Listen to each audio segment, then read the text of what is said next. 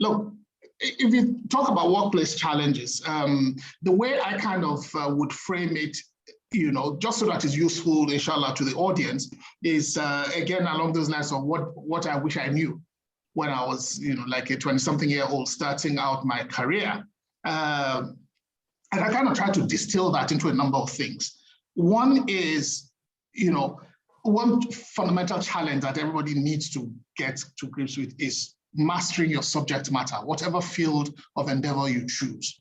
The challenge of you must quickly learn to master as quickly as possible your subject matter. Wherever you find yourself, you need to find out what exactly is it that I need to know in this area, and very quickly try and build that knowledge base, whether through formal or informal training. You need to do it. For me, in my own case, it was learning how to be a good auditor, learning how to develop strategy, learning how to master finance, and those types of skills. Another challenge that I would say I wish I knew, again, starting out in my career, was managing workplace politics. You can never underestimate the importance of workplace policies. Now, this is not necessarily about scheming and plotting and what have you. It is understanding, for example, the power dynamics in an organization. It's very important to understand who has formal power, who has informal power, who has hard power, who has soft power, who has influence. Understanding, for example, the role of like your boss's PA. Again, I was fortunate I learned something early in my career, which is be conscious. I wouldn't say be wary. Be conscious of people who get to attend meetings that you don't attend. And therefore, it becomes very important for you to know how you engage with those people who will be in meetings. They may be junior to you. It might be even your boss's driver, who gets to attend meetings, or who gets to be in places where you're not present. So that's another thing.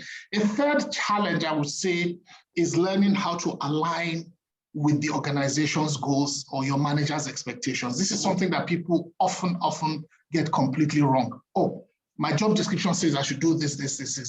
So I'm doing this. And then you're wondering, why am I not getting along with my boss? Why am I not doing well, quote unquote, in my organization?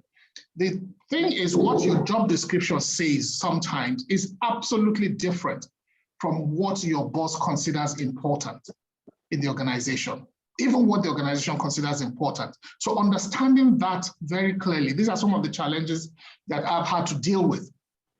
Now, I mean, these challenges sort of evolve as well as you either maybe take on different roles or something like that. So for example, then as I became more senior, and also as I went into entrepreneurship, some of the challenges that one also has to be very conscious of, for example, finding good people.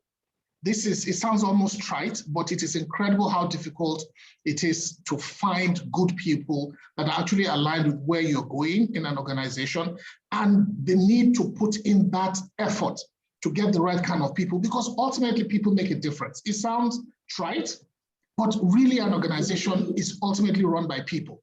And therefore, the quality of the people you're able to bring on board. Another thing, of course, which I'm sure many entrepreneurs can relate to, is what it takes to actually raise money. People think, oh, you have a great idea, oh, therefore you're good to go. No. Understanding what it takes to get somebody to write you a check to actually execute on an idea of yours, whether as an entrepreneur or even as a senior person asking a board to give you a budget to actually execute on a vision or a strategy. The kind of story you need to tell, the emotional connection you need to make, and so on and so forth. These are some of the challenges. And finally, one thing as well that is a challenge that I wish I knew earlier is learning how to pivot away from what is not working.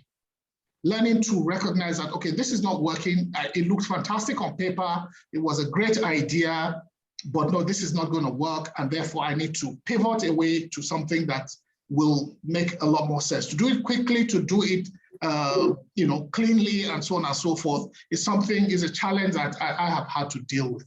Thank you.